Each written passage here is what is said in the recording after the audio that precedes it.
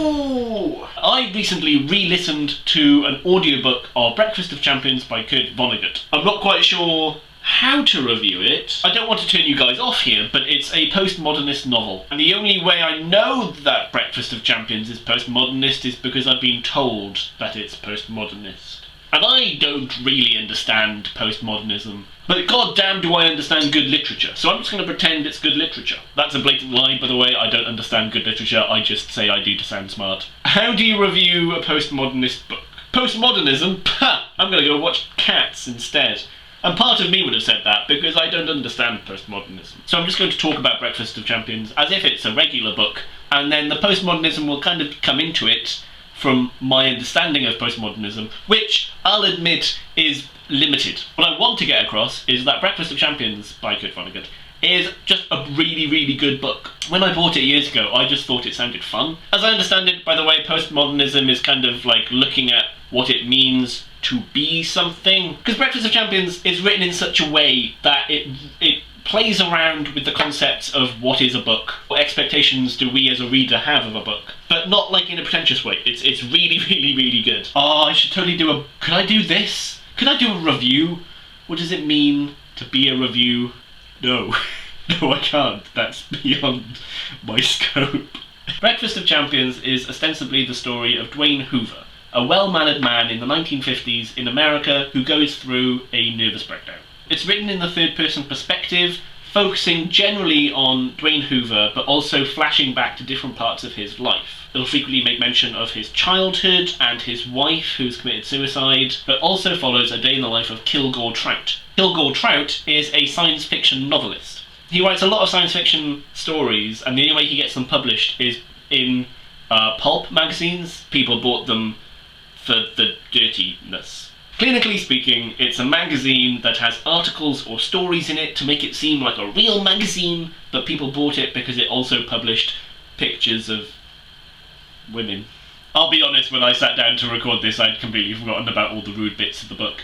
It's kind of a rude book. Okay, so I'll get back to that in a minute. Story-wise, I can spoil it for you because Kurt Vonnegut spoils it for you. Right at the start he says, this is the story of a man who's going to have a nervous breakdown, he's going to attack 13 people because of what he read in a book. This story that Kilgore Trout wrote says that the reader is the only actual person, that the creator of the universe created the universe for them. Everyone you know, every dog, every stranger in the street, they're machines who've been programmed to do the things they're doing, but they're not a feeling, thinking human being. And because Dwayne Hoover is going through a mental breakdown, he believes this. He believes he's the centre of the universe, and he goes on a rampage and just starts punching people out. Even though it's quite a big book, it's all set over one day.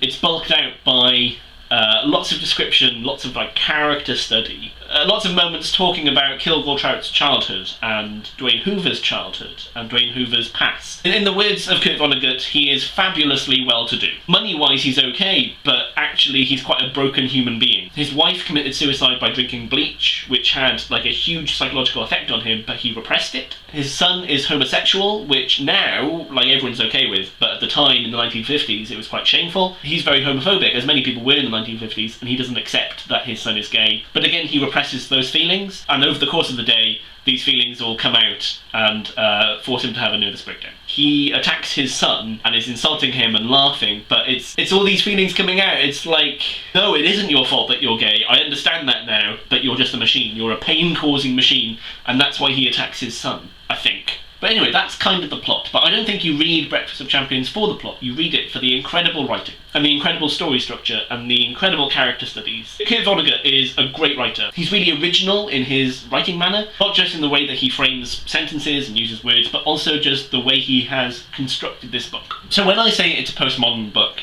I think it kind of challenges what you expect as a reader from a book. Here's what I mean by that. When you're reading fiction, generally you are reading it to inhabit a story, to inhabit a character. Almost all books are from someone's point of view, and it's to experience something else through their eyes. Even if it's a third-person perspective, you're still following a character and you're still possibly getting their experiences. You read their inner monologue, you read how they think. Even a very plot-heavy book, you're still experiencing this story as if you were there. Some people think that's bullshit, but I think it's true. You know, there's an element of escapism, of living someone else's life when you're reading a book, which is why I think books are great, because they allow you to do this more than any other medium. Breakfast of Champions, on the other hand, continuously tells you you're reading a book.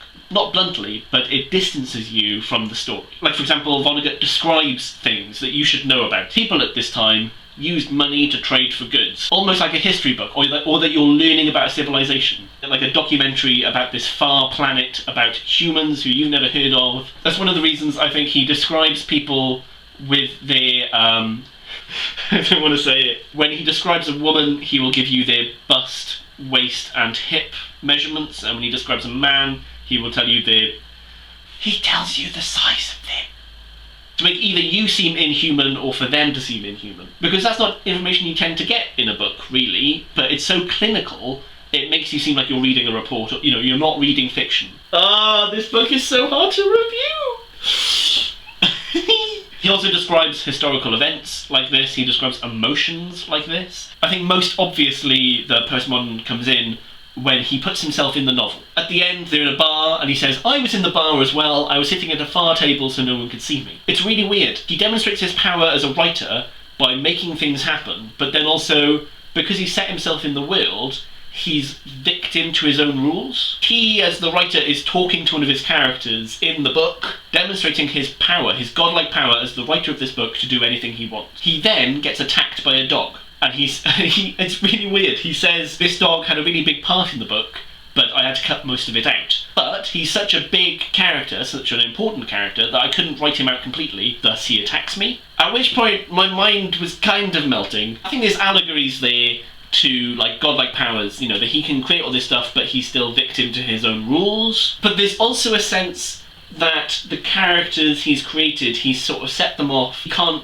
directly control them. It's a bit like if you write a book, you know, you can't create how people read that book, you can't create what people's reactions will be. Like, more extreme when you have children, like you're in charge of raising them, of how they think and they believe, you teach them, but at some point, as a parent, you have to let them go and make their own choices and make their own decisions, make their own mistakes, possibly. A lot of writers say this kind of thing. It sounds, again, a bit bullshitty, but some writers do say, oh no, my character was speaking to me, or, you know, I got to the stage where I was writing out a story that had already been written. And I think for Vonnegut, he's sort of exploring that. He's saying, you know, if that's true, then what would these characters do in this situation? You know, I can't control them. I've given them these precepts, I've given them these rules of how they behave, so what will they do next? But also the fact that then it ends with a writer and a character having a conversation, it's really beautiful. I think, again, that's why it's challenging what a book is, because as the writer, you don't have a relationship in your book, really, unless it's an autobiography. This book, I feel, for Vonnegut was also kind of autobiographical. A character looks a bit like his dad, and he describes the character and then says, he looks like my father. Like, Dwayne Hoover's wife committed suicide, Vonnegut's mother committed suicide, and he mentions that. So I think partly it's a way for him to kind of talk about these things. Am I about to make some sort of philosophical point? It's a way for him to talk about and dissect these experiences, including that of his mother's suicide, instead of repressing them, which is what Dwayne Hoover does. Kurt Vonnegut is talking about these things because if he didn't, he'd feel like Dwayne Hoover and he'd have a mental breakdown. I feel like there's something there, I'm not sure. Generally, the story is very, very great, and the style of writing is fantastic. And the way it kind of challenges how books are written and how books are kind of read, it's a strength, and it makes the book a lot better, but it doesn't in any way hinder it. I think it's a fantastic book. Okay, 5 out of 5 stars. Really good book. I highly recommend reading it. Even after all I've said, it doesn't sound like your thing. It is funny. It does have a good story. There's great character study. This has possibly been the hardest book review I've ever filmed. Filming this has kind of broken me. I'm gonna have another coffee, lie in a dark room. If this was helpful, also let me know, because I've got no idea if it is. But anyway, thank you very much for watching.